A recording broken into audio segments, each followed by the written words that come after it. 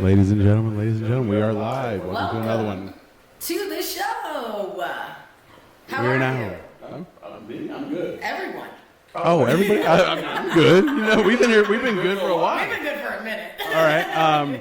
Yeah. I hope everybody out there is good. Definitely. Yeah, absolutely. Guys, welcome to the show. Welcome to the social media show. My name is Jade, your favorite neighborhood weirdos. I'm Vegas Wayne. I'm Live. Absolutely. And this is the social media show where we talk all things social media and what's going on in the world. We are. My goodness. It's been a while. It's been a while. Please do not TOS us for that. Oh my God. That poor singing. Yeah, no. Copyrighted music. Copyrighted music. I only did like 3 seconds. It's okay. How was how long has it been? It's been a while. It's been a while. Yeah, definitely. It's been 3 weeks, 4 weeks. About 3 weeks, yeah. What's new? A whole lot. What's going on out there in the world? Yeah? Yeah. So, our producer sent us that video. Our producer did send us that video. Our producer sent us. I say we jump right into it. Guys, it's going to be Renegade this one. As you see, it is Halloween. For those of you who are watching this not on the time that we are recording, it is Halloween week. Oh, yeah. Yeah. Time for some sexy costumes and some weird ones too. Okay, the weirdos. Yeah. Sexy weirdos. Sexy weirdos. There you go. That should be a That's what we're going hashtag. with. Is that a Sexy- hashtag? I bet you it's a That's hashtag. what We're going with this year. Sexy That's the weirdos. costume of Halloween 2025. Absolutely. If you did not know who my character was, who would you guess my character was? I hope we can have it figured out by the end of the show. Okay, because I'm not saying. Yeah, I hope people in chat can figure it out. By the way, Devin says it's everything. It's everything. The costume? Your fit sis. Oh, thanks. Thanks. I wanted to get the one with the roses, but I'm giving too much away. Exactly. Hold on. Yeah, I can't do that. But thank you. This wig though needs to be laid. It's like, okay, so like just real talk. Ruby I got Ride. off of Amazon, right? Because I was like, I want this costume. Mm-hmm. And like, so I went on Amazon and like everything else was like so weird and like they were giving me like Lulu and all that stuff. Yeah. And I was like, nah, because it might be cold. Because in Vegas, if you guys don't know, Hit or miss. it's hit or miss. Like Halloween, Every last year, freezing cold as if it was winter. Yeah. This Halloween, we don't know. It could be 95 degrees. It could be 65 degrees. We don't know. So I'm planning for the worst. This is super thin. And I did get off of Amazon. So there Is you it go. hot? It's not hot? No, it's a little itchy, but I washed it. But I think it's just because of the stitching, There you go. you know. But it's not unmanageable. You know what I'm saying? Yeah. Like, yeah, the wig is really keeping my sweat in. Yeah, and I'm representing Pixar. So. Hell yeah, you I'm are. representing Pixar. Yeah, you are. Yes. All right, so our producer sent us this video. What is it? By the way, Devin wants to know, is your Cane A disco ball? Yes, And B, is it might? it is. look at that. We have We have the the thing. best prop designers in town. The best prop designers in town. Shout out to Scotch Tape. Exactly. We're just killing it. Scotch Tape killing the game. Sponsor us. Yes, You there two you go. can strap on our mic to a Exactly. pimp cane. This is actually a pimp cane. Yeah. Like this is what I had to look up. I had to look up pimp cane because the one that it Oh, came. and it came with the whole thing. No. I thought it was I thought it was a one-stop shop. Because the character has a cane. Oh, no, yeah. And it's a really nice one. And it's kind of similar to this, but it did not look like that. It had like some weird chalice on top, and like you could open it, and like I didn't want all that. No, that's I wanted what was in the movie. Yeah. So like I literally searched up cane for old people, and then I was like, you know what? Fuck it, pimp cane. And sure enough, this was the first one. And I was like, one. yeah. Perfect. All right. Well, there you go. We got the pimp cane going. Hell Perfect. freaking yes, dog. All right, so this video that our producer sent That our us, producer did send us. this is about, I'm assuming Atlas is what? Atlas is, I don't even know, like, because I'm confused. Okay, you want to tell them First what off, we'll tell the Atlas- true story. Okay, so we'll tell the true story. Okay, so Shout out we're to talking. the producer. Shout out to the producer. We're talking to him. We're going, okay, so he says it's AI Atlas. So I'm like, AI Atlas is a comet heading towards us? Right, that's what I was But thinking. then he said no, it's a spaceship. Spaceship. Some people think it's a spaceship. Like, Correct. Like this big growing or getting bigger or something. I don't know. Collecting particles as it like travels through space. Yeah. I was going to say, I adore you. This is everything. Thank you. This outfit. Thank you. Thank you, Devin. Thank you, Devin. I love you, brother. Mwah. Awesome. But yeah, back to the video. Like, first it's a spaceship, and then I look it up, and no, people think it's a comet, so I don't know what it is at this point. Right. You're saying it could have been a satellite we've launched. I think it is a satellite. Right. So now we're up there. So we're gonna have Michu Our favorite science teacher. our favorite Our geriatric second science. favorite science teacher. Yeah, Our awesome. second favorite. Like, don't get me wrong. I watched the dude forever. He's actually really fucking smart when it comes to shit. He is very smart, but it's just. We're gonna dive in. It's We're gonna hear how, what's going how on. he delivers. Oh, we got Sam Dever in the chat. Hey, Sam Dever, our producer. Yeah. Shout out. Or maybe not the producer. Or maybe not the producer. Who knows? know. Could be Yeah. anyone. Could be anyone. Yeah. But so yeah, we're gonna get rolling and see what we got going on. Let's find out what the fuck this is. Yeah. Unusual movements and features which kind of defy typical behavior of comets. It's even catching the attention of some military analysts. So what does this mean for all of us here on Earth? And what can this mysterious object tell us about what's outside our own solar system? Do you believe that this is something more than just a comet? Yeah, in fact, a few months ago, I defined a scale where 0 is a natural object, 10 is a technological object that could be a threat to humanity. You know, it's a blind date where on the other side, we may have a serial killer. We just don't know. And I gave it a 4. A 40% chance based on 8 anomalies that it shows of being technological. And of course, if we get more data and it looks like a comet, a natural object, then I would revise my ranking. But it will never go below 2 out of 10 because we know the trajectory is aligned with the planets. And, you know, the chance for that happening at random is really small. So we're going to be watching to see if this thing makes any sudden moves over the next number of weeks. Dr. Avi Loeb, we're going to keep an eye on it. All right, for the future of everything, now to what might be the most consequential news of the week, of the month, or even the decade, or the century. Bear with me, I know I get a little bit stoked about this stuff, but there are 2 scientific papers that just dropped that absolutely blew my mind. You know, there's been so much talk about whether aliens exist. You got the UAP hearings, all those black and white military videos, drones in the sky, then obviously AI making things even more confusing. Yeah. Well, for me, there are 2 papers that are out right now that just cut through all of the noise by going back in time and taking a look at sky survey plates from the 40s, the 1940s, and 1950s. Basically, these are pictures of our night sky and all the stars night after night before humans ever sent anything into space. This is pre-Sputnik, pre-Apollo, like nothing metallic, nothing reflective should have been orbiting. And like someone like Planet Earth, right? Well, guess what?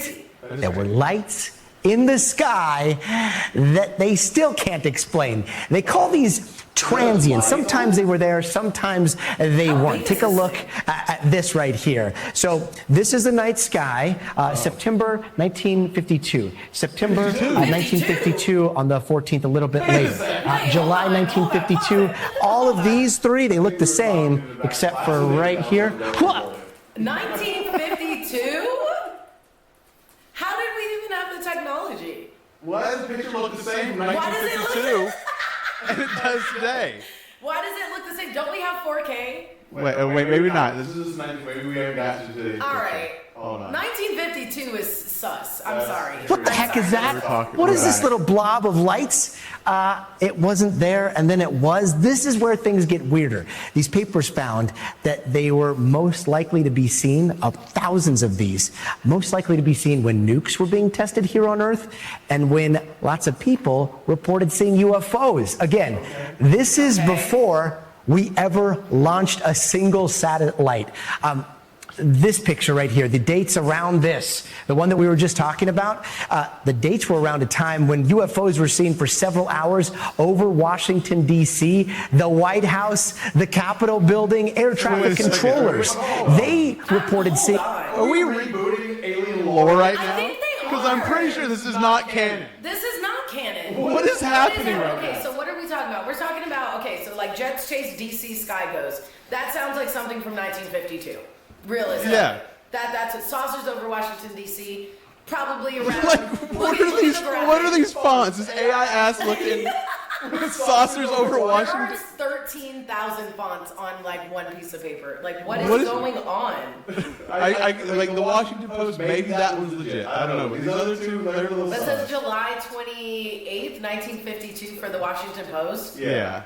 Now all of a sudden everything's tying together around I'm 1952. confused. They said they first saw this thing that's coming in towards us right now in 1952. Yeah, but he said this is before we launched satellites and all this stuff. So you're saying it was, Excuse me, ma'am. You need to take me to dinner.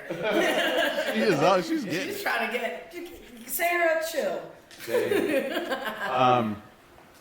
Yeah. So what is like? So what, like I think we're recanonizing. I think we're doing a little reboot on alien lore. I think that's what they're doing. Yeah. Because every time you talk about aliens, you talk about Roswell, not jets over Washington D.C. Yeah, nah.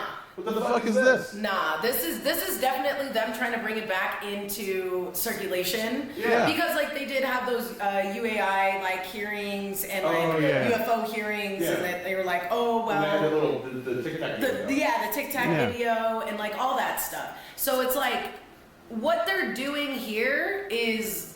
What is going on? Like why is it prevalent? I don't know. Okay, let's keep going. We haven't gotten Dr. Michikaki yet. We have them on their radar all around those dates. July 1952.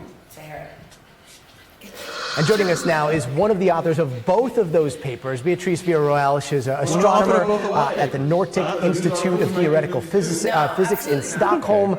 Beatrice, thank you so much for being with us. Congratulations on both these papers. Let's start with as simple of a question as possible here. These lights in the sky from before Sputnik, were these artificial objects orbiting Earth before we were ever in space? Right. From what we see, this kind of transients or flashes that you see, they have a very interesting feature. You usually get these kind of flashes when you have something that is very flat and very reflective, and in a, let's say, in a geosynchronous orbit at, let's say, 42,000 kilometers Wait, hold altitude. on. Very flat, very reflective in geosynchronous orbit. That doesn't sound around the Earth, natural, yes. right? Yeah. Yes, and the funny thing is that we can show that there are solar reflections because there is a deficit of them in the Earth's shadow at these altitudes, and that means that at least a fraction of the transients of these flashes that we're looking at, like 30-35%, appear to be due to these solar reflections of such objects. And if we think about that, these transients come from images taken before the first human satellite, they do look pretty artificial. Although I would say that nature can always surprise us with things that we just can't imagine right now. Well, there's a split in the astronomical community. The majority faction says, what's all the fuss about? I mean, it's just a rock from outer space, and it's going to come through our solar system for the first time and then come whizzing back out again. It's the third known object from outside our solar system, so what's the fuss? Another faction, however, says, now, wait a minute. Perhaps this is a visitor, an intelligent visitor from another solar system, See, the one on the right, and perhaps this week we could have a test of it. Like that's right. This week, it turns out that the asteroid or comet will be whizzing around our sun, and if it picks up extra energy on its flyby, that would clinch it. That means there's extraterrestrial intelligence involved. So watch for it. On October 30th, starting then, we're going to track it to see whether it gets an extra boost of energy. If so, it means we are being visited. NASA is launching its Artemis 2 program in 2026, I think, sending crewed missions around the moon and then landing on the lunar surface. Let me ask you, Professor, when do you think that we might see some permanent bases on the moon? Should we? Do we know everything about the moon already or not? Certainly the dark side is different. Better not fucking crash. And what about Mars? You think we'll ever set foot on Mars? God damn it. Well, that's a wish list of what we have for NASA. However, it's going to take time. For example, we've been talking about going to the moon for decades, and finally, it's going to come to pass. Within the next few years, we're going to launch not just a manned probe around the moon, we're going to land on the moon's surface itself. And so this is all on the agenda for NASA in the coming years. And then after that, the next target is going to be Mars. But we'll wait and see. We've had so many setbacks, so many disappointments.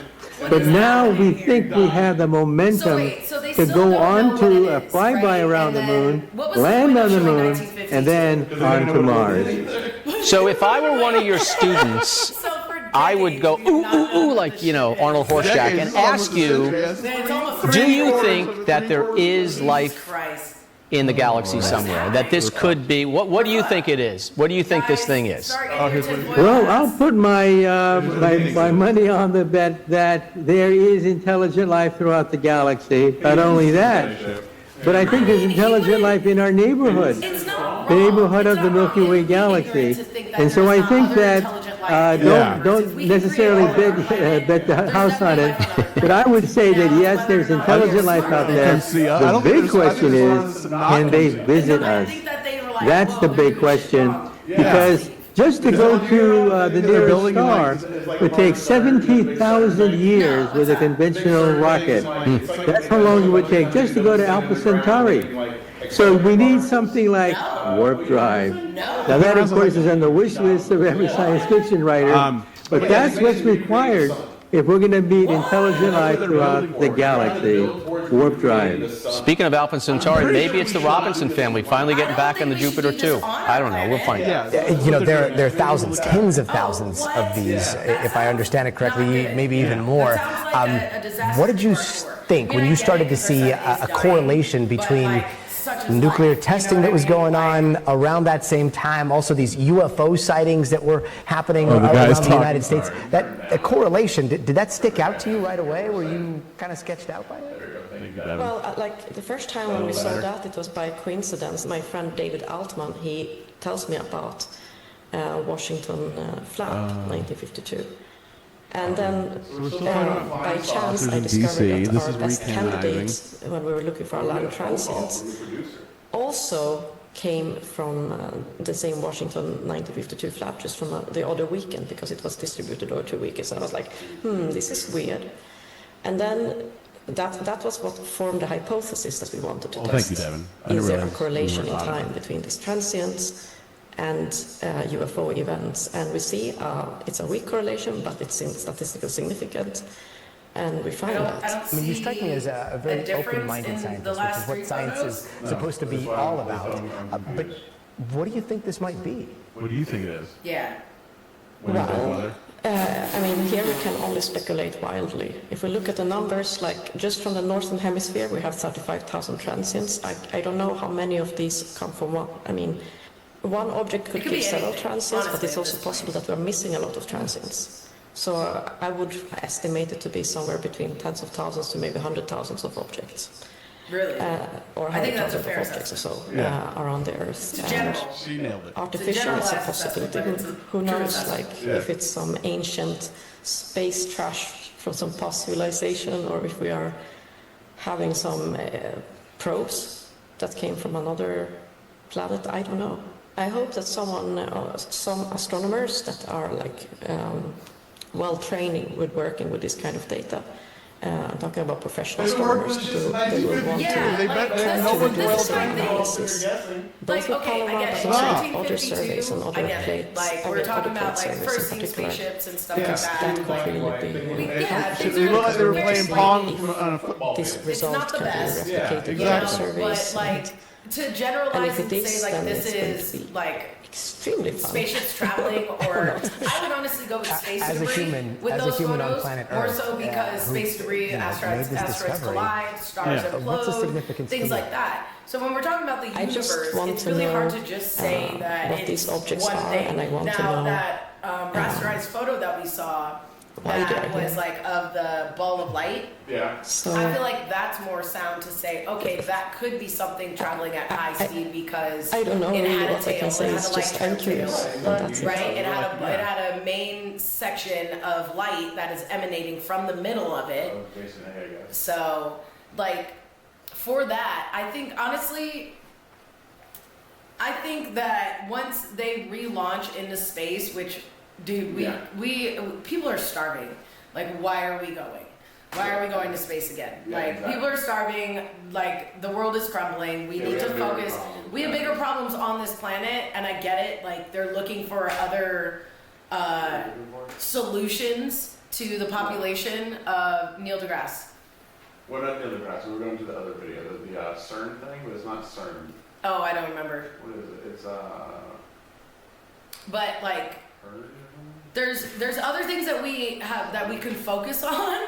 Like, I don't know, maybe having habitable life on a space station for like certain people to go up there, you know, that have ailments like, I don't know, mobility issues, or people who, you know, can't function properly on Earth in the Earth's atmosphere, but in like zero gravity they can thrive.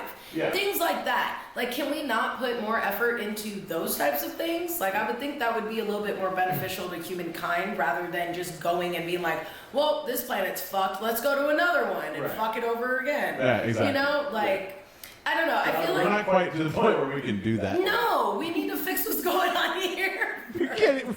We can't go to another place. We can't go to another place and fuck it up yet. 'Cause we're Absolutely that not. smart. We've already fucked smart up this yet. place. Let's fix it, and then we can leave. Then we Exactly. can go. We're Let's trying to be like- get we're trying to stabilize. Be the new Anunnaki out here. Basically, essentially, it's wild. It's wild. No, but I Anunnaki didn't even know 2.0. about. So this is CERN. This is like them creating like the sun. Yeah, so this is like the CERN thing. Like I don't know why I went to their website. Wait, it's broke. It's a lot of wires. Yeah. So. Oh wait, where's my mouse? I've lost my mouse. You lost your mouse somewhere. Oh my god.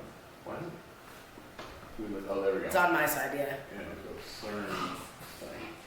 What is CERN? CERN theories? Oh, that sounds good. Oh, great. Oh boy, CERN in 3 minutes. Boom, there we go. I mean, that works. That works for me. Oh, what is that? Not that. So this is CERN in 3 minutes. Okay. I like it. I'm gonna switch this slightly. Yeah, I like that better. CERN is the world's largest particle physics research laboratory. It covers 6 square kilometers, scattered over 12 sites either side of the Franco-Swiss border near Geneva. Yeah, so across the In way, 34 kilometers of tunnels That's nuts. and caverns the size of cathedrals, at over 100 meters underground, CERN hosts facilities for experimental physics. Scientists from all over the world work Look at all those in computers. international that's what I was collaborations to gonna study say. and understand the mysteries of the universe. Stars, planets, seas, air, humans. I feel like this Everything video is around from like us the is made 80s. of matter. Matter is made of atoms. Atoms are Who made is of that child? electrons orbiting around a nucleus, which in turn is made of protons and neutrons. Inside these, we find quarks. So basically, there's someone blowing up. In CERN's newest accelerator, the Large Hadron Collider, particles collide at nearly the speed of light to study the quarks and other particles. Many of these particles only existed in the early universe for a fraction of a second after the Big Bang, when all the energy transformed into matter. In CERN's accelerators, we can recreate conditions that existed just after the Big Bang and shed light on such that's what- questions they're as recreating the why Big do Bang. particles have mass? Why? What is the They- nature of dark matter You in need the content. universe? Why did matter try and Because favor CERN needs to antimatter in make the first content. moments of the Yeah. universe? They have a social media. Just possibly like keep going. Make it What was the bigger. state of Make it matter bigger just and after explode the Big more. Yeah, Bang? there's social media man who said Four we need to make gigantic it. instruments called particle detectors will study the data from the LHC collisions in search of the answers to these fundamental questions of particle physics, and has become our primary repository of information, changing and improving the way people interact and communicate. To treat these massive amounts of data produced by the Large Hadron Collider, physicists, together with experts from industry, are building a web of Just physics in cooperative general. data called the grid. The grid will allow thousands of research centers and That guy's universities definitely smoking. to share their This is data from the storage 80s, it has to resources be. and computing No one power, smokes indoors transforming the No, it's not internet even into a like giant global He's supercomputer stressed out about and his building particles for the flying. science of It's like, tomorrow. fuck, man. anymore. Dude, This is fuck. these neutrons are getting me. Yeah, exactly. He's pulling his Oppenheimer right there, fucking right before they collide. Fucking I would. Fucking Einstein told me like basically something that hadn't caught myself and we're melting to Earth. I would have been scared too. I would be tripping. Yeah, no. So that told me. Okay, ready? Right here on the border between France and Switzerland, it's the biggest science experiment. Okay, so this is more modern. Over 100 Yeah, this is more, yeah. 27 kilometers Yeah. long, running under nearby homes and businesses and farms. And inside that tunnel, scientists put a long blue tube, big enough to crawl through. And inside that tube, they put 2 pipes that they keep colder and emptier than outer space. This is And down way those better. pipes, they fire particles smaller than atoms in opposite directions, pushing them faster and faster and faster until, when they're almost at the speed of light, they smash together, sending subatomic debris flying off into this massive detector. This underground particle smasher took thousands of people from over 100 different That thing countries, is massive. $5 billion and over 30 years to plan and build. My question was, why? Why do this? Why spend so much Thank you. money That's my and question. time to smash particles together in an underground tunnel? And now, why do so many people say that what we really need to do is build a bigger one? Fuck yeah. Future Circular Collider, new particle accelerator building. Oh no, this is Europe. In Geneva, Switzerland, more than 20 times the size and twice as deep. I'm going all the way to Switzerland, to the particle smasher itself, to understand what's really going on here, and to go on a journey that will forever change how I see myself and the world around me. Huge. Huge. The huge particle smasher. This is Huge If True. Part of this video is sponsored by Shop. Huge if true. Huge particle smasher. Oh hell yeah. Minus one, like, please, yeah. but I'm then in you an have elevator protons on my and way down to neutrons, the giant and then particle your smasher, fist. more What scientifically fist is known the as the Large Hadron Collider. Exactly neutral. It's inside the biggest and most famous physics lab in the world. So, I can't believe it. Getting to visit here is really big. Thousands of scientists from all around the world gathered here to do cutting-edge research about how the universe works. Little freaking ball. Beyond that yellow door is one of the places where particles actually collide. Specifically, this one, the atlas. This is way better graphics. Yeah, this is actually this is entertaining. I'm intrigued. This thing's Oh. massive. I want to see these particles. My God, it's beautiful. Yeah, I would go with that, but No, okay. yeah. I mean, if you're a physics nerd, yes. This thing is Yeah. huge. To give you a sense of scale, just look at it compared to a person. Look how small they are. Those are people compared to this enormous machine. How did you put this in here? So we can see from down here that there is a shaft above us. If people have the hobby to build a ship in a bottle, it's exactly the same way of constructing. You have to lower it in and then construct it in place. I'm so amazed that people built this. This giant underground detector is where those particles finally collide after being sped up close to the speed of light around that 27-kilometer track. Where is the collision happening? So the collision happens over here. So the detector is symmetrical around the collision point, and so we're at one end of it. The detector is big, but the actual collider part is very small. What you can see in the center is the Large Hadron Collider, so you can really see how tiny the beam pipe is. Yeah. Each pipe is about the size of your 2 hands, like this, or about the diameter of an orange, with thousands of magnets running along it that force the particles within that pipe into a space the width of a human hair. Force them to I collide. accidentally pulled out one Okay. of my hairs in order to The do hair just this. wanna go Can you see this hair? Yeah. Okay. Yeah. Can you see this Without hair the compared to the scale that we're talking magnetization, about right now? It wouldn't That's the collide. size of the space the particles are moving through. But even a human hair is enormous compared to the particles themselves. You already know that atoms and the particles inside of them are very small, but they are so much tinier than most people think. Look at a single strand of your hair. Now imagine that single hair is as big across as the entire Earth is wide.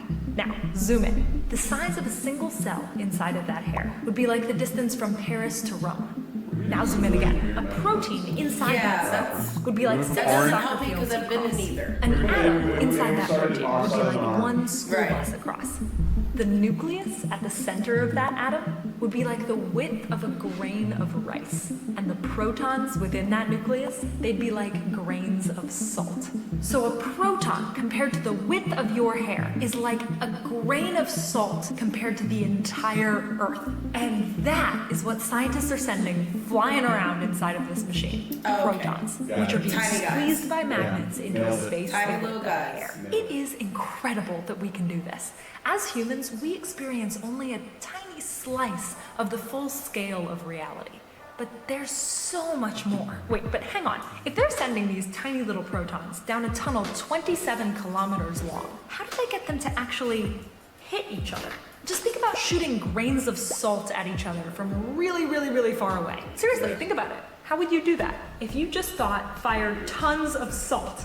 Yeah, you just hope for the best. They don't just fire 100 or 1,000 protons at each other. They fire 100 billion in bunches in each direction. And when they do that, 100 billion versus 100 billion. There's chunks. Guess how many actually fly? On average, we get about 50 or 60 collisions per crossing. That's what I was thinking. You heard I that was right. like, so they're probably just opening up their probability with the collision. Which is why they'll do the whole thing over and over and over again. 30 million times per second. There's approximately 3,000 bunches, each with over 100 billion protons, creating 1 billion collisions per second inside of this massive machine. That's insane.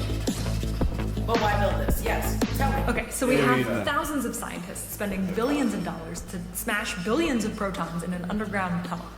But why? Why do all of this in the first place? Well, if you look on the internet, you'll see that there are a lot of theories. From ending the world to creating black holes to it already ended the world and we're living inside a black hole to I think the world has almost ended a million times. Like, hooded figures performing rituals to summon the devil. That last one was a prank, by the way. No, we are not doing any of that. The truth about what is happening here is both much harder one of our hairs or one of your crazy hairs over there? One of my hairs? Yeah, your crazy hairs. My crazy hairs? Honestly, probably not mine. Probably, maybe Sahara's. Maybe Sahara's hair. Where'd she go? The Big Bang. That's because the collisions release an enormous amount of energy for how small protons are. So there you go, Big Bang. Every time they do this, they recreate a little Big Bang. Yeah, that's essentially what they're doing. A very smart person figured out. Which is, they're essentially just like, I think you're right. What they're trying to do is just create. And if I'm not mistaken, I think I heard about it. They actually recreate black holes that exist for a little tiny second. Correct. Yes, I know that has happened. Yeah, so I do know that has happened. I think that's Marvel. I think we all have. But creating black holes and like there were speculations on this, and I'm not going to dwell on it too much, but like speculations that when they did open those black holes, the tectonic plates on Earth shifted, and that's what caused like massive earthquakes. Yeah, that's what a lot of people are saying. Like because they opened those black holes, the tectonic plates shifted, and that is why we had like a couple of tsunamis like back to back to back to back. Mystery particles could have been there. But that's just a theory. That sounds hard. Yeah, you're right. But important. We're not just doing this for fun, let's smash things together. We do like it. Well, we do it because we're This guy loves his job. This guy is in charge of part of CERN. it Heck yeah. is to try to understand the fabric of the universe. So you divide something, you divide it again, you divide it again, until you finally get to something you can't divide. The elementary. That's what they're studying in these collisions. Elementary particles, the building blocks of our universe. We know a lot of them already. You might recognize some, like electrons or photons, which give us light. We know about all of these elementary particles thanks to brilliant people doing extremely complex math and decades of experimentation to prove that math actually predicts the real world. That math looks like this. Yeah, no, that looks like math. Description. I'm good. Math. The math be mathin', but I don't know any of that. And who says we were going to not use math later on in life? Yeah, exactly. Going, what we're made of. It's pure research to try to understand our universe. One reason that they wanted to build the Large Hadron Collider specifically is that the standard model predicted that there should be another particle. All right, I'm bored. That's enough science. Yeah, that's enough science. So basically what they're doing is they're trying to create unlimited energy, essentially. That's the gist of what I'm getting. Right. And like you said, like they're probably trying to make it more sustainable for all of us so that way we can lower the cost of energy, probably have it for free. Well, it wouldn't be free, but it would be probably one thing. Yeah. You know? Like one company is the only one in charge of all this energy. Like it wouldn't be deviated into like sections and different companies. It would end the conglomerate, that's for sure, but there would be one overall conglomerate, essentially. And I would assume that the big ones, like NV Energy here, would be like on a board if this ever does go public. Oh yeah, God. You know what I mean? Like there would be fighting for like board Yeah, I see what you're seats, saying. and that's where like the hierarchy will come in. Essentially, I think. I don't know. It's wild. That's crazy. I did not know that they were doing that underground in this world. We're gonna blow this shit up from the inside. I mean, imagine like one thing goes wrong, And there goes Switzerland. You can't even say you're Switzerland anymore. Exactly. Like, that sucks. They're going to be basically, yeah. I'm interested in seeing how that goes. I'm going to have to keep tabs on that one. Well, yeah, because the new one that they're doing, I think, is like, I couldn't find it because I forgot the name of it. It's slightly different. It's like Hearn, or like, it's like almost the same thing, but not quite. But it's basically they're creating, like, I forget what it is, they're basically recreating the sun. They're trying to create the sun's plasma on our planet. No. And like basically their only cell. Here was the only cell that made it that they were trying to say, oh, this is okay. They were like, oh, their plasma, oh, it'll just fall in on itself if it gets out of control. No. That's not how it works. That's not how that I've seen enough. I've seen enough movies to know that molten rock and lava hits our core, we're fucked. Yeah. Like, all of Earth is gone. We're done. No more done, life. and we're out here we're just playing around, seeing if we can recreate it. Selfish, but hey, I like to live. Yeah. I like to live, and I don't like it when people fuck with my mortality. Yeah. You know, just because in the name of science. Like, I get what they're trying to do with like recreating the sun, because at one point we were all very concerned on the solar flares and what was going on with our sun, right? But there's no need to do it here on Earth. Do it somewhere else. Yeah. Go to Mars. That would work. Go to Mars. Go underground. There's molten lava caves. Enough space for you. We've already proven that there was water there once, that there is a cave system there. Go to Mars. Have fun. Check it out. Have fucking fun. But don't do it here on Earth, where we're jeopardizing everyone else's life. Yeah. That's not okay. That's not fair. That's not fair. Yeah. All right. What is our next this video guy have to do? Why does he look like he's a part of the Foo Fighters? Has a nutrient deficiency, I think. Okay. But yeah, he's a good guy, actually. This is Penguin Zero. He's a good guy. He's been streaming forever, wild. I don't know, whatever. He just came out on the stream, and he just came out and said, like, he doesn't want to be donating to him, subscribing to him, you know, spend your money actually places that deserve it. That need to be, Yeah, exactly. So he's a cool guy. He's a cool dude. But anyway, this is him going over the incident that happened at TwitchCon with another streamer, with a female streamer called Miru. Yeah. So yeah, I'm sure you've heard of it. I've heard of it. Yeah. So yeah.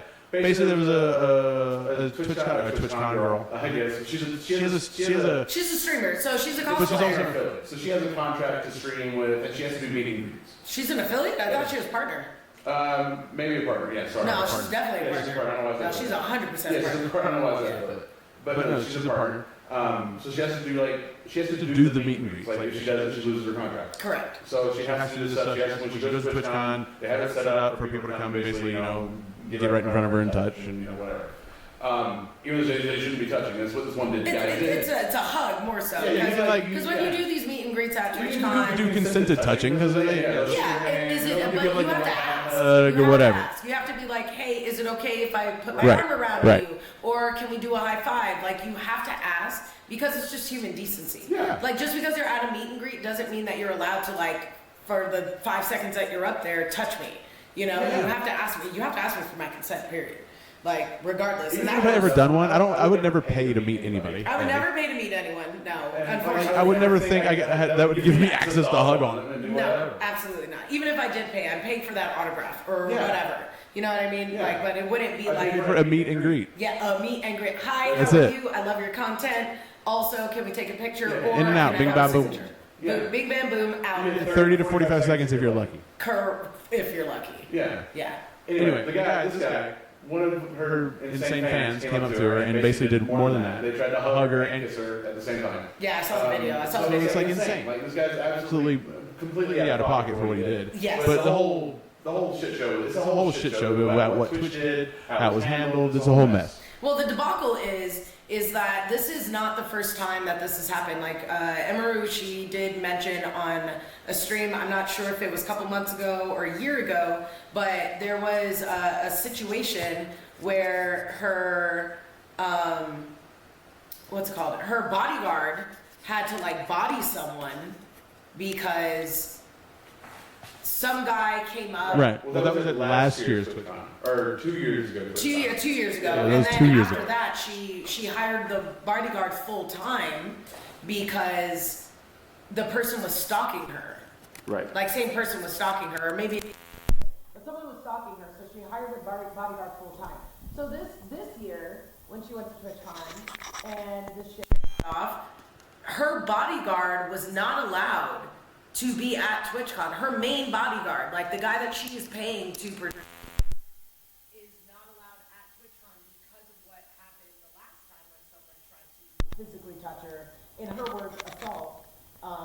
Because they just did inappropriate touching. And he saw that, and she told him what she was comfortable with, and he got upset. And I guess Twitch wouldn't let him in again. Right. Yeah. I think my mic turned off. I think it's dead. It's picking up over here is the problem. Is it? So we need to fix An audio situation. Give us Audio 1 second, guys. situation. We're going to play this video so you guys are abreast of what's going on while we fix the audio Yeah, situation. we're going to mute the mics. We'll be right back. But we'll be here in spirit. You'll see us. I think I have to, You'll see us walking I have around to and untape stuff. it. Welcome to the soap.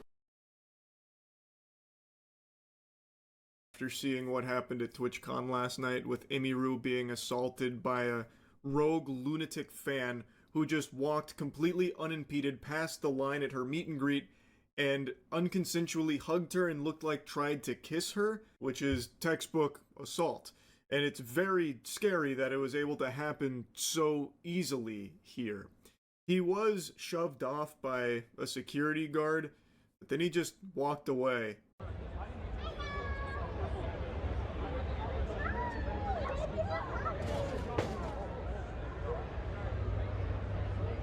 Whoa. That's crazy. Holy shit, what the fuck was that?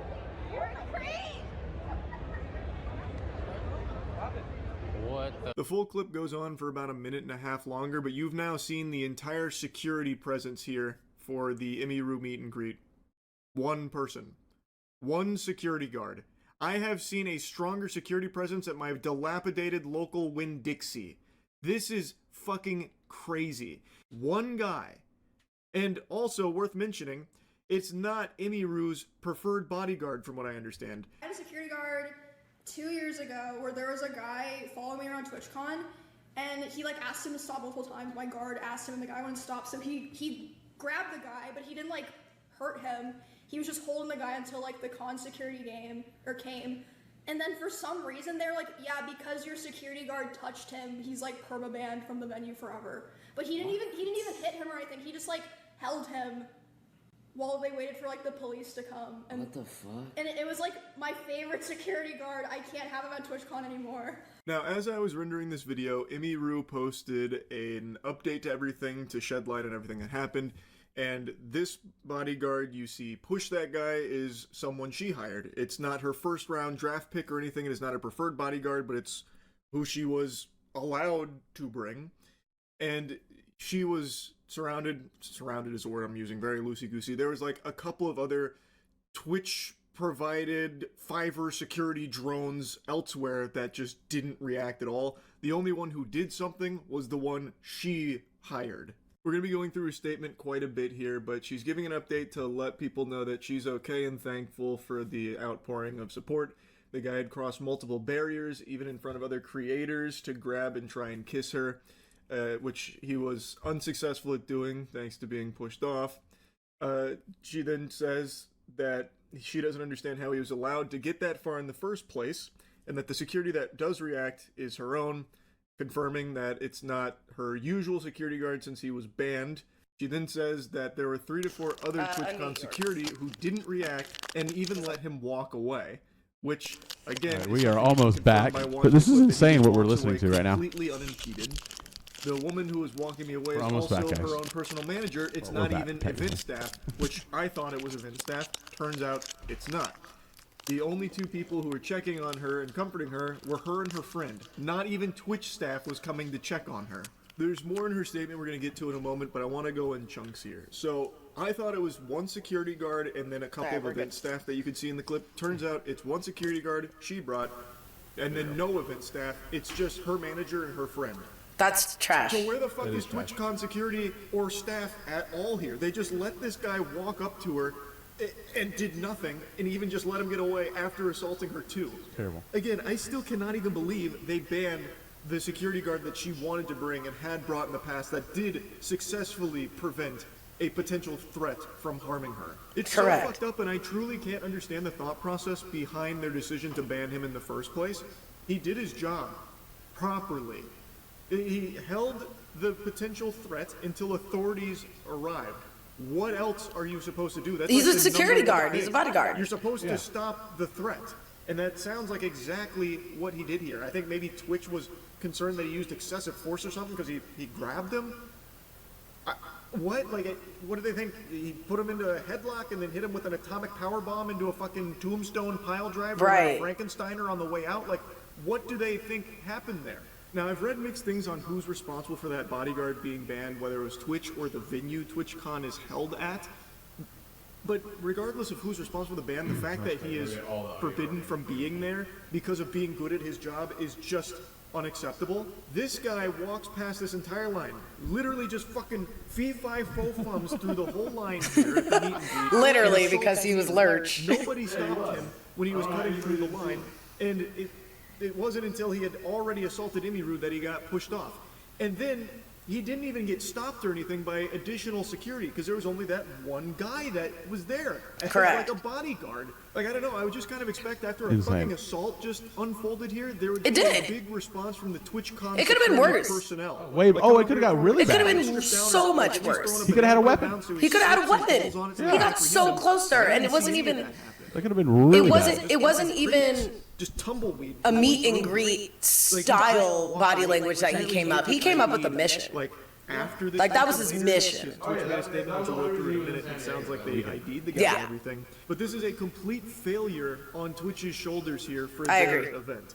They banned her preferred bodyguard, whom has previously demonstrated the ability to stop something like this from happening, and instead supplied non-existent TwitchCon security around her meet and greet, and forced her to hire a different bodyguard, one that wasn't He's doing his nearly job. as efficient as the one that she typically uses and wanted to have present here to protect her. And just stew on this for a moment, because when you break it down, TwitchCon security literally did nothing. Not only did they not stop the guy before he assaulted Imiru, again, it could have even been a murder or something if he had like a weapon or something. He was not stopped despite plenty of ample opportunity for them to intervene. Not only did they not stop him, after it happened, they didn't even pursue him. The only one who acted at all, that one security guard, was not a TwitchCon security guard. It was someone Imiru hired, a bodyguard she hired. That was the only person that acted at all. And the only people that Like I saw the picture of the picture of the fucking Twitch people. They look like volunteers. Well, basically, like High because school chaperones. basically, and her manager and her friend, and like at all. It was empty up there. So knowing that this has already happened at TwitchCon with Imiru, Let her have who she wants. like, I've talked about events. what are we talking about here, TwitchCon? So what? So now. Oh no, Twitch is in hell of trouble. I've always expressed. Oh, 100%. But I think, honestly, I think realistically, they're trying not to put the blame. I think that they were trying to relinquish responsibility, but realistically, the responsibility wouldn't be on TwitchCon. It would be on Emiru and her bodyguard. TwitchCon would not have anything to do with it. The venue would have nothing to do with it. If she hires her own bodyguard and her bodyguard uses excessive force, that person cannot sue TwitchCon. They can sue the bodyguard. They're gonna sue everybody. Yeah, but they're going to lose with TwitchCon because TwitchCon has nothing to do with her contracts. But also, realistically, if I was Emiru and I see no one around me, and I know that this is a possibility of happening because it's already happened twice before, But I think the problem. I would not do the meet and greet until they provided me with ample security. No, I'll do it, but you guys have to provide me security. Period. Like, you want me to do this? Cool. I will abide by the contract, but I will not jeopardize my safety just because I'm in a contract.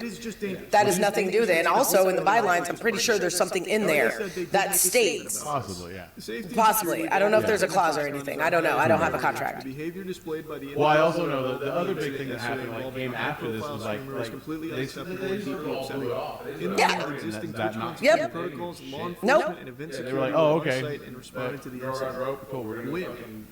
Yeah, we're gonna go hang out, which is not cool. It's not cool, which is hilarious that we're talking about this about TwitchCon on Twitch, which is it's so fucking funny. Well, you'll find us on Kick soon. Yeah, I guess so. Whatever, we'll go wherever we need to. Yeah. Individual from returning to the TwitchCon premises. We're on Instagram live right now. Too. Yeah, but I just find it crazy that You guys want to follow us over there? like this happened 2 years ago with her security guard. They perma-banned him for life. But the other guy only gets like what, 30 days? Yeah, the guy that molested him is getting a 30-day ban from the platform, not from TwitchCon. You can't come to TwitchCon. TwitchCon next year. Oh, so he was back the next day. Oh yeah, like no, I think the guy left. I would hope so. Like he was there for that. Like I said, Yeah, that's terrible. I'm pretty sure the guy left after. That's terrible. I don't think they can find him like right away. He's been banned on Twitch. That's terrible. They wouldn't even tell Imiru. It sounds like there's also going to be additional follow-ups, I believe. They could, yeah. There's no video of his face. As a result of the assault that Imiru experienced at their event, they are going to be having It's a nuts. Insane. Like the whole thing is That's nuts. how Dan Clancy is like handling the whole situation. Yeah, Clancy, do better. Why wasn't that an emphasis beforehand? You're saying that safety was like your top priority.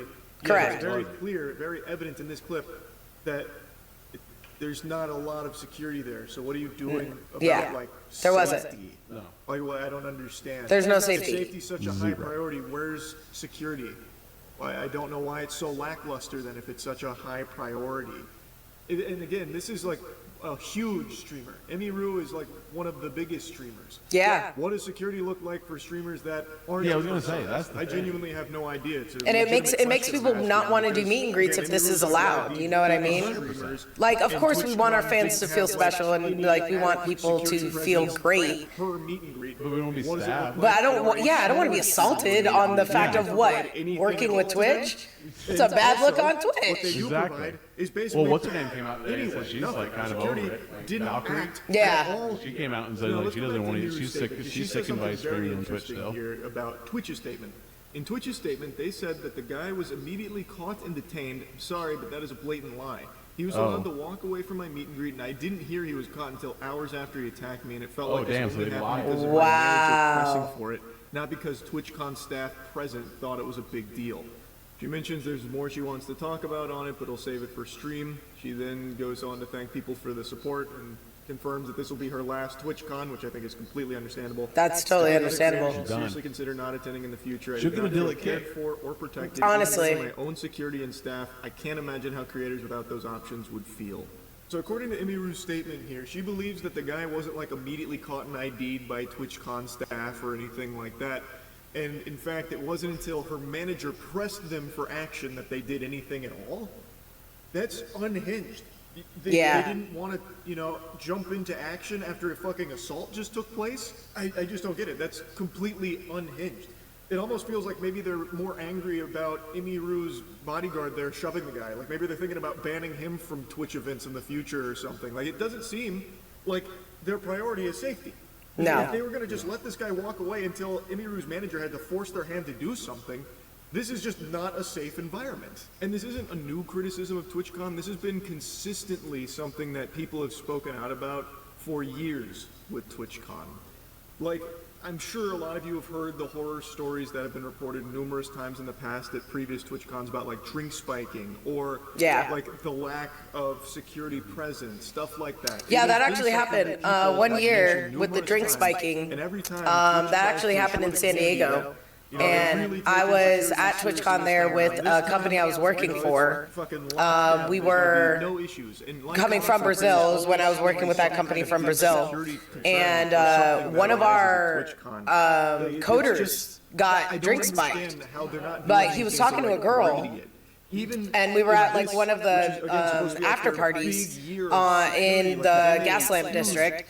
and it was like a really big one. Like it was the one where T-Pain was like announcing that he was like kind of on the low, like telling people like, hey, I'm getting into gaming. He was like letting people know about it, meet and greeting with people and like talking with them. This was right after his concert. And one of our coders was talking to a girl at the bar, and he was fine. We were all standing around because we all kind of powwow together, and we're all staying in the same Airbnb. So we're all like, if one of us leaves, we all leave type deal. And so, but he started acting like he doesn't really drink. He only has like one drink at a time. And he was talking to this girl, and he was like, oh, I'm thirsty. Can I have some of your drink? And she goes, well, it's alcohol, and I know you don't drink alcohol. And he's like, nah, I'll drink it tonight. It's an occasion. And he did. And he was dancing, and then he wasn't dancing. Like, he was up, and then he was down. And we had to, like, he had to go to the hospital. Like, dude was, he had Rooflin in his system. And they're like, did you take drugs? He's like, no, I'm here from Brazil. I don't even do drugs in Brazil. I don't do drugs here. Like, he's like, I don't even drink alcohol. He was like, that was my first drink, like in like months. And they were like, yeah, you got roofied. And then he told the girl, because she was also staying down the street from us, and like he told her, and she was like, holy crap, I could have, something could have happened to me that night. Correct. So it's like, there's a lot of like unsafety and unsurety. I mean, TwitchCon is great for those who just want to go there and like experience TwitchCon, see new games, go to the panels, stuff like that. Like that portion, amazing. Video I saw from it shouldn't happen to video I saw from anybody. Yeah, it was. Yeah, it was not the best. It was not the best TwitchCon. Yeah. I will definitely say that. My friend went. Flip. She went, and she was telling me, like, it was just not. She's like, I wish I didn't go. And I was like, wow. And not cancel her show because of the fact that the reason I canceled my meet and greet is I don't want to be in the same place for 2 hours. Yeah, see, Because who's of that? people being weird. Yeah. Okay. And then I'm under contract with them, so I can't cancel one and not cancel the other. Interesting. Oh. So you see the same Yeah. situation too? Yeah. I wanted to keep my show. Surely it'll be fine. Sorry, Emmy. I'm sure everyone will be nice. It sounds like it was a contractual obligation that if Emmy Rue Correct. tried to keep that show, she would have to do this meet and greet. Correct. Which is something it doesn't seem like she wanted to do, but was trying to approach it with optimism about people, being nice and not being weird. Unfortunately, that's just not how things panned out. And it's crazy. She didn't even want to do this meet and greet. It's something that it seems Twitch was requiring her to do in order to keep the other thing that she actually did want, unrelated to the meet and greet. So she decides to oblige and do this meet and greet, and Twitch doesn't even do the bare minimum of giving her adequate security to protect her. Yeah. That's the portion that kind of kills me, is that I get it contractually, they are obligated to do this. They have to do this. Right. These are 2 illegal aliens in the country. Yeah, but like I understand that they are obligated to do that because they are partners. When it comes to partnership, you have to do certain things. Like you do. At that point, you're employed. At that point, you are employed. You're on payroll. I know everybody likes to run around in the streaming world and be like, "Oh, I'm my own boss," but no. No, you are employed. They are paying you, and they're paying you above the bare minimum because of your notoriety and your popularity. So yes, there are contractual agreements, and I agree with Twitch. Yes. I think that in order to keep the razzle dazzle going, you want to have your popular streamers do a meet and greet. So that way it keeps the hype going. It keeps that hype train chugging. But it's also up to TwitchCon and Twitch. They have to protect these people, these streamers, because realistically, we're talking about nerds here. They don't know how to act around people.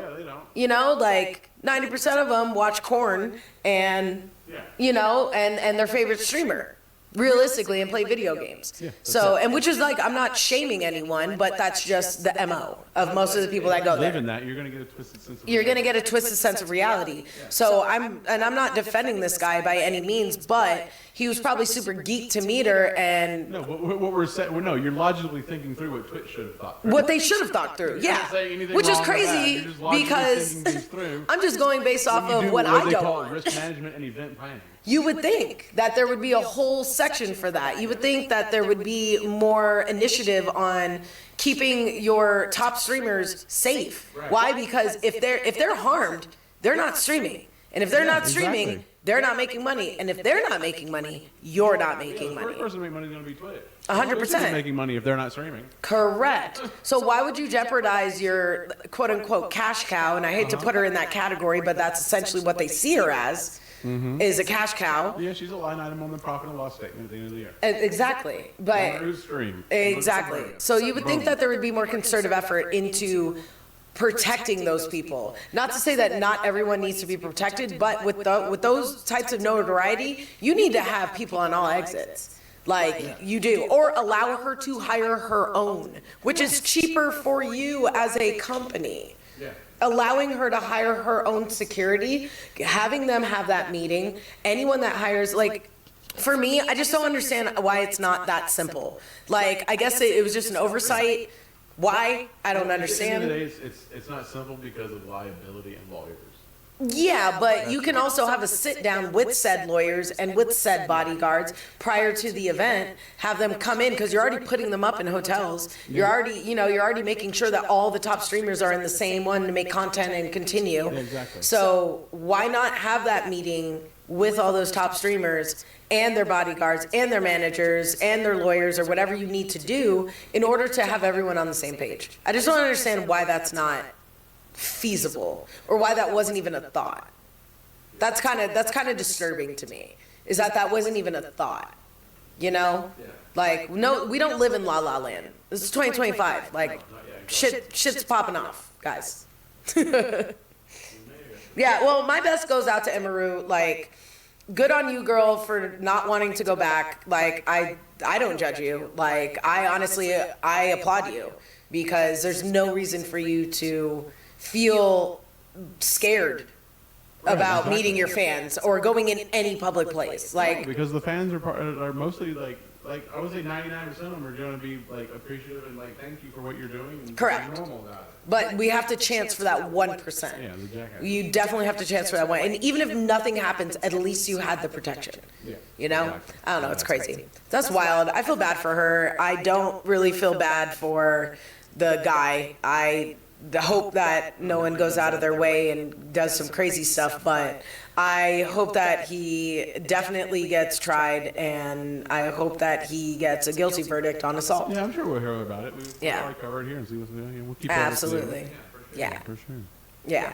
What are we looking at now? Well, I think that's basically it. Yeah, I mean, that's generally what we wanted to talk about.